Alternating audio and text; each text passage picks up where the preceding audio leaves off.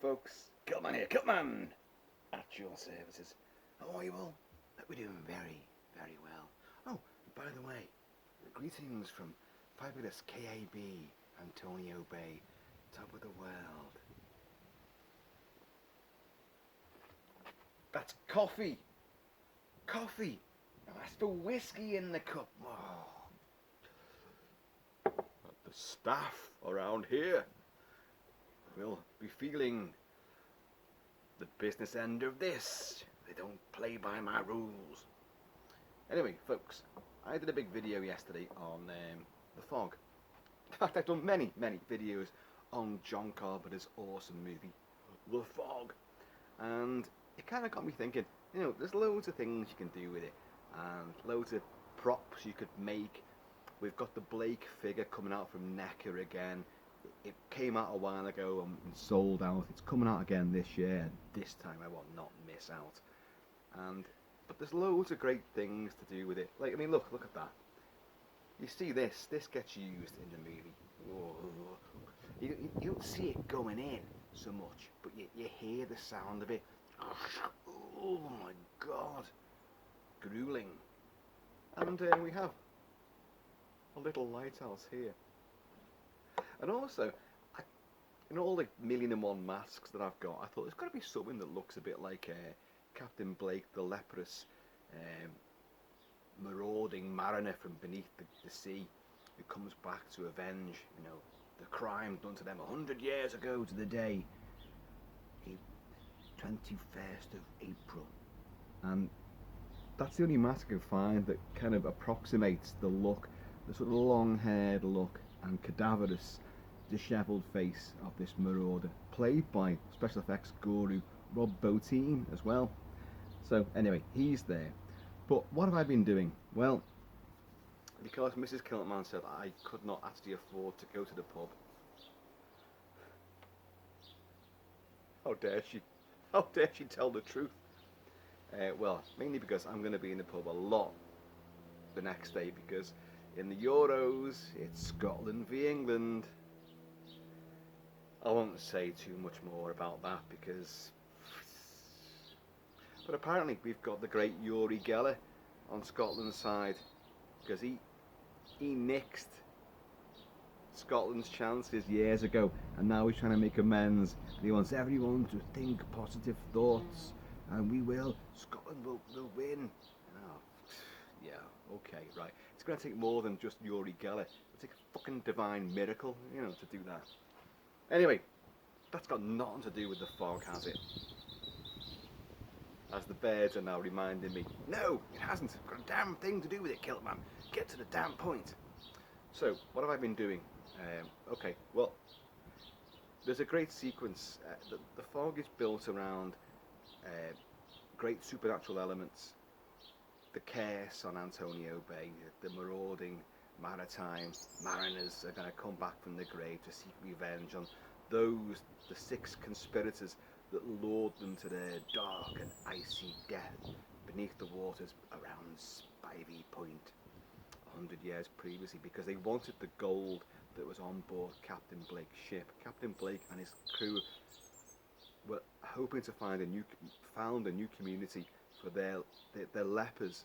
That was the thing, about they were lepers, so it's an unfortunate thing anyway. But people in the township of Antonio Bay knew they were carrying gold, so they lured them onto the rocks, crashed the ship and took the gold. Made it into a big cross, which was in Hal Holbrook as Father Malone. It's in there, he discovers all the truth about it all, and massive regrets, and doesn't matter because the unholy fog will roll in across Antonio Bay, and 6 must die. So, you've got the fabulously gorgeous Adrienne Barbeau playing Stevie Wayne, who runs the fabulous KAB radio station, which is based in a lighthouse, which becomes one of the pivotal climactic sequences where she battles for her life in, around and on top of the fog-bound lighthouse, where they're all coming after her with these things, and oh my God, great. And Adrienne Barbeau, who became Mrs. John Carpenter, who made the movie, and then he moved on afterwards because she was way too fit for a cadaverous, you know, ex-hippie like John Carpenter. I had to say it. And she's still gorgeous now. I really, really do have a massive crush on Adrienne Barbeau. Some say Adrienne Barbeau. I've always read it as Adrienne, but anyway, whatever. I love you. So, there's a sequence where her son, because she's a single parent, a single mum, we don't really find out what happened to the husband and the father, although we do see pictures of the family group together. And her son, little Andy, is out running across the beach, Port Reyes, Northern California, 40 miles north of San Francisco, I think it is. Looks very windswept actually, but I know it's idyllic and gorgeous, and that's where I want to spend my retirement, out there. I've said it many times, and I really do want it to come true. So he's out there. He sees something glinting in the rocks, and he runs across the beach, and he finds like a gold coin, a gold doubloon, and as the water hits it over the rocks, and he reaches down for it again, it's transformed itself into a piece of driftwood with a name on it. So he, oh yeah, that's crazy, that's amazing. He runs back to his voluptuous mother, wakes her up, and look what I got. This is amazing. Look at this. And she just goes, oh yeah, whatever, you know. But then she goes up to the lighthouse radio shack, and she puts this piece of driftwood on top of the cassettes, which have got all the sort of intros and all the appetizing slogans and blurb, all the jingles and jangles that they have for radio stations. And all of a sudden, it kind of comes to life, and it's already got the name Dane, which is the ship, the clipper ship, which was crashed on the rocks 100 years before. It's the centenary of Antonio Bay. I know you're all going, get to the fucking point, Kilt-Man. We all know the story, but I like a bit of a build-up, you know. And it's got Dane written on one side because it is part of the ship, the Elizabeth Dane. But what happens is, all of a sudden, behind her back, water starts to ooze out of this bit of driftwood, and it falls down through the cassettes, and it actually gets into the tape recorder, which is playing all the jingles and jangles and taglines. And all of a sudden, a ghostly voice says something kind of crazy, something like an albatross around my neck. No, a millstone. God, it was a plumstone. And the voice becomes all this sort of 6 must die. And then the word Dane has transformed in the waterlogged driftwood to 6 must die. And she's like, and a fire breaks out, a big supernatural fire. And she puts the fire extinguisher on. Whoa, spooky. Bloody spooky stuff. Well, you know, I got to thinking, I did, that, hang on a minute, I lives by the beach, I does, and we have lots of driftwood which washes up across the shore, and you know, you could easily fabricate that bit of driftwood. So I thought I'd do it. Only I haven't actually been down to the beach yet. So what I did, folks, I got my little saw and I hacked apart one of the slats of an old dilapidated garden bench that we've got, which lives round there. I'm sitting in front of another dilapidated garden bench, which is right here. Someone's fat arse crushed that. I'm not too sure whose, but anyway. But that's the one we still use. Fat arse isn't invited anymore. I'm not mentioning names, but I suspect whose fat fucking behind did the damage there. Anyway, so I made a piece of driftwood. I cut it down. I used this knife here. Now, those of you who've seen my previous videos on knives will possibly recognise this. This is from Anglo Arms, and this is like the 7-inch bushcraft knife. And I kind of dissed this knife. The blade's fantastic, as I've proved here. The blade's fantastic, but the handle is too damn small. But weirdly enough, because after that video when I really denounced it for having a stupid handle which was way too small for anyone's hand to wield properly, I've kind of put it to work a lot. I've done a lot of stuff, and I used it extensively on what you're going to see now. This is a slat from a garden bench. Right, here it is, here it is. Dane is not carved in. I'll explain how all this was done. It's the right length as well, and on the back, because obviously I can't make supernatural fires and stuff and use ghostly writings, you've just got to do it, and it's quite easy. Dane on one side, because it doesn't have the full name, it's just Dane written on one side. Hope you can see it in the light. The light was important to this little video. I'll come on to that in a second. And on the other side we have 6 must die. You can probably can't even see that, but the point was, hope you can see it. It does say 6 must die.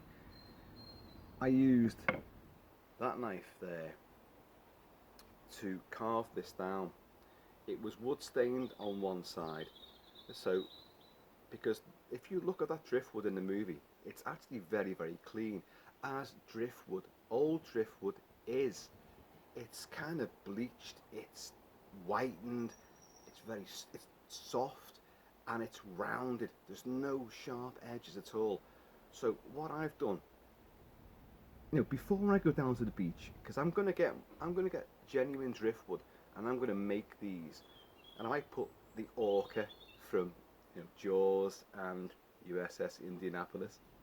Not that it'd be made out of wood anyway, but I'm gonna do all sorts of shit like that for a bit of fun. But what I did using that knife there was carve it down, carve into it, and little, it's not the most comfortable knives to use, but I'm putting it through its paces and it is working. And shave the wood down, gentle little shaves, smooth it down. Driftwood is never hard and sharp. It's been eroded away. The water, the seabed, rocks, and maybe the odd shark or two who's tried to nibble on it. I've softened it down and rounded every edge. Now I've still got some work to do because it wouldn't be quite as flattened as that, but I've done a bit. But because this is still quite old wood, you've got to be careful going across grain, because it's gonna splinter and it's gonna fork out. So you've got to be careful, but you can't nibble into it and chew into it. You need to have a stable surface, and I've already done most of the work, so I'm not going to be showing you now. But basically, you just shave in, shave, and this knife is actually really good for doing it, which I found, and it does leave a very smooth curve going in. So so it can be done. Now, real driftwood, it can be really hard, it can be really soft. That's what I've discovered, because I'm down there with the dog a lot, and I always think, oh, that looks good, ooh, that looks, oh, I could do stuff with that, although I never really thought what I'm going to do with it until now. So I'm going to get lots of driftwood and I'm going to start making these. So if anybody wants one of a genuine driftwood, Kilt-Man's your man. We'll talk terms later,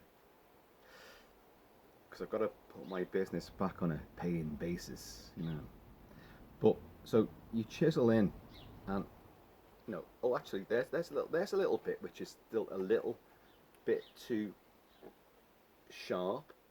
So what we'll do, I'll show you now. Can you see that there?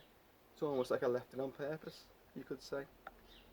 Just begin to shave. Be careful where you put your fingers, because you should not have to worry about slicing into your own flesh.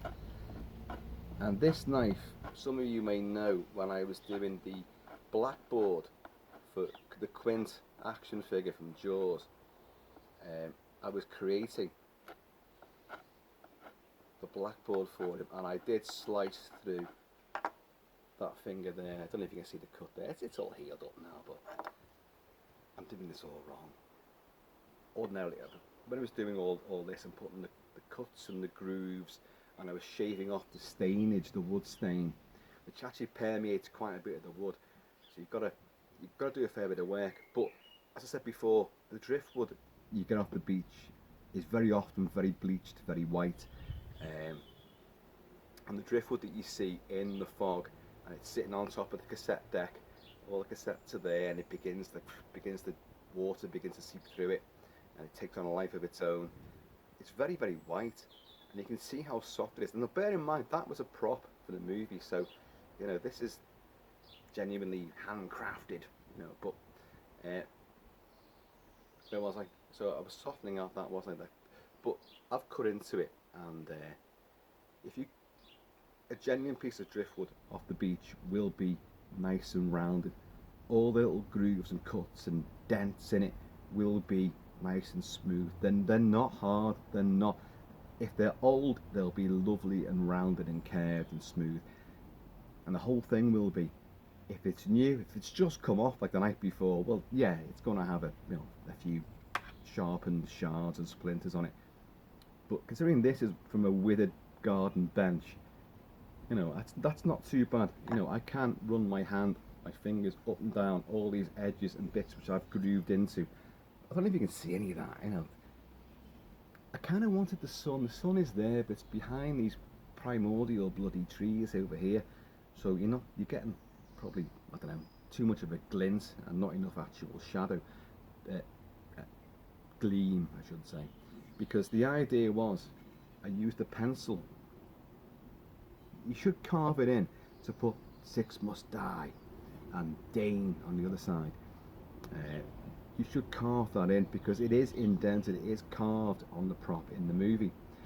But I literally couldn't be asked doing that today. I will do that properly because it's a bit of a project now, so I will do it properly. But what I discovered, using a pencil, because I thought, well, obviously I've got to map out how it's going to be written and the spacing and all that. So I used the pencil, and this is the pencil, and you can see how blunt that's gone now. And going blunt wasn't a bad thing, because the blunted nature of the graphite gave it a bit more spread. So even though when it was sharp, it was cutting into the wood, because the wood's kind of softened, and your driftwood will be softened as well, and you should be able to get into that. So, you know, if you're using that, you could obviously carve it with a knife, you could use a screwdriver, you could use whatever you want. The amount of tools available to someone woodcrafting now is just unparalleled. But, you know, I'm not going to use a sander and a lathe on that. It's meant to come off, you know, a 19th century clipper ship. So it's not going to be machine tooled, is it?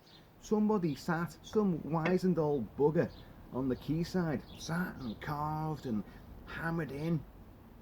I mean, I may even do that. I may actually hammer in, you know, the words and the, you know, the slogans on the back of it. But what I found was using the pencil, because the sunlight was shining, that it gleamed. Now that's not how it looks in the film. I know. And I'm always a stickler for like, oh, it's got to be authentic. But I thought, well, if it's authentic and you mount that on the wall, that's nice enough. But I thought, with the sunlight shining on it and the graphite, maybe you might get it now. The sun's coming down a little bit. Let's try and do this, and it probably won't work. Knowing my shitty look, won't work. And I don't think it is. It's too late. It's still stuck behind a lot of the branches up there. But what you were getting, and you even seeing that, it probably isn't working at all. But what was happening was it was shining on the graphite and gave a silverish gleam. So what I did, I thought, oh, that looks cool, man. So I ran inside and I found the darkest room. Young pilot, not younger than Mr. Hooper here. Anyway, he swung in low and he saw us, and next thing a big fat PBY began to pick us up. Sorry, Quint always seems to get involved in these videos these days. But what I did, I ran inside and I found the darkest room, and I put a lamp on, a sort of like little table lamp, and switched the main light off, put the table lamp on, and that lit up and it was glowing, and I thought, oh, now that looks even better, because that's almost spectral. In the film it's different. It starts off like that with Dane written on it, Dane, and it's sitting on top of the cassette. All the jingles are all there. Then the water comes through, and it seeps through, and the voice, the ghostly supernatural voice, presumably of this guy, Captain Blake, comes through, and then the whole thing fizzes up and explodes into flames, and then what you see is, that 6 must die. I'm doing all this, and I bet you're just going, Kilt-Man, I can't see anything. It's just a bit of wood. But I thought that using the pencil actually worked. And shard, I mean, what you could do, you could use a knife and you could score into the wood to give it some depth, and then use the pencil in there, or I suppose maybe a silver pen, whatever you're going to use. But I think graphite picks up the light, doesn't it? So that seemed to like give it a whole new dimension. I could be saying this and you're going like, well, that sounds great, Kilt-Man, but I saw fuck all on that piece of wood. I'll play this back and go, oh no. But you know me, I don't mind my fucks going worldwide. Cheers, y'all. Ahoy, mateys. And this one goes out to the men on the seagrass. Oh, Adrian Barbeau. Oh, good God. If I could recreate that, I'd never leave it alone. But so, yeah. I'm gonna, obviously, this is just a little trial mess about, because I couldn't go to the pub. And as you can see there on the back, it was massively wood stained, which I do believe yours truly had done years ago when we first got that bench. So what I began to do was just scrape it off, just scrape. Be careful if you're going to start doing that, because once you start, you don't want to stop, and next thing you're left with no wood at all, and you've just destroyed everything. So you've got to start all over again. But that back there was completely sort of this almost purplish brown wood stain, and wood stain goes through the layers of the wood quite a bit. So I realised that I never was going to get it back to a sort of whitened state. You want your genuine driftwood for that. But so I put a few score marks in this, and if you look, the edges are definitely carved into, and they're smooth. They're totally smooth.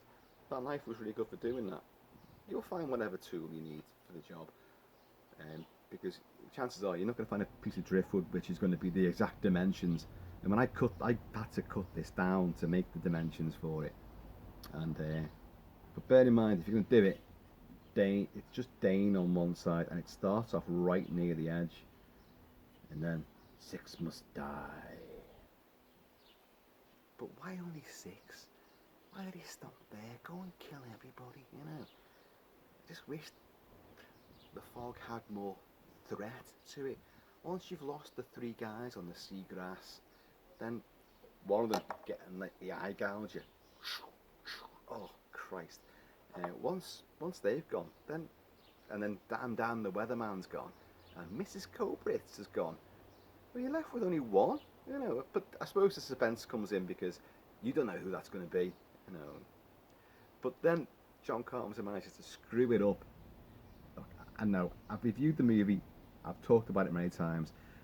Permit me the things I don't like about it, but overall still love, is he gives the gold back to Blake, but why not me? Why not the 6th conspirator?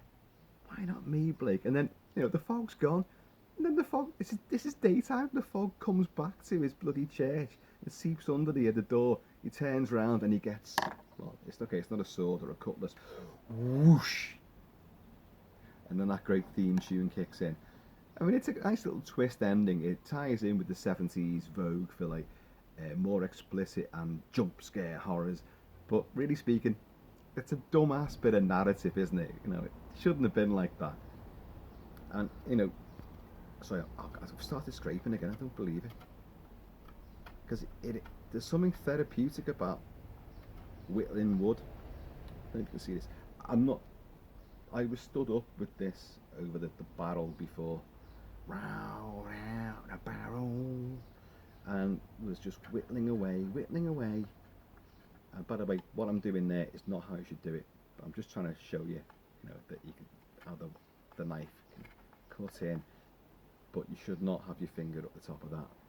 You should have it balanced, but you can't see. You just cut in, and oh yeah, you're getting, and I just keep scraping, and your eye, but that's lovely and smooth when it's just done. Your eye will tell you how far enough to go. So, anyway, the fog. Oi loves it, oi does. 6 must die. You probably still can't see that. Fucking sun's gone again. So, I'm going to do another one where I'm actually going to carve the words into it. And we're going to see how that looks. Because it should be carved in and it fills up with water. So in effect, I suppose, using pencil and graphite, I'm mimicking the look of the water coming through the carved letters. I don't know. I just drew that on as a template, but I thought, it works. That actually works.